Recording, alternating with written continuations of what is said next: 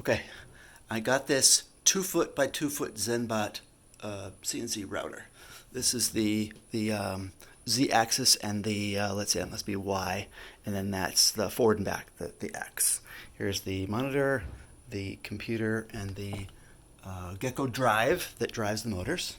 And it comes with a couple pieces of software. One is this sign cutter software. I don't know what to do with this. I don't know how to work it, but apparently you can set up 2D signs and make it go. When I press go, nothing happens, but I think it's just not configured. Because when I close that and I try doing Mach 3, it's already set up for the 2x2, 24 by 24 ZenBot. Go. I found out that I can go to diagnostics. I have to make that thing stop blinking red and green. So if I click this, awesome. When I do that, then I can come over to keyboard.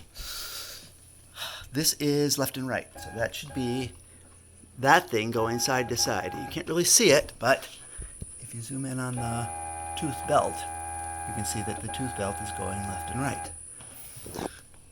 Up and down is actually forward and back, which is this one. Oh man, that is awesome. And then to get it to go up and down literally, like vertically, then it's page up and page down. So page up is making the Z-axis go. And of course, this is the router. It's a big honkin' DeWalt hand router, but that goes too. So this all functions. It's just cool. Now, one last thing. This goes, let's see, on here.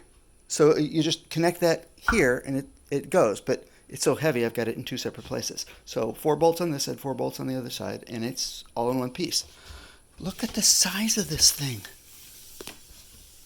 The working area is 2 feet by 2 feet. This actually is, I'd say, just under 3 feet. Here's a 2-liter soda bottle to give you an idea of how gigantic that is. So anyway, that's it. It actually works, and I wish I'd plugged this in and gotten it going a year ago.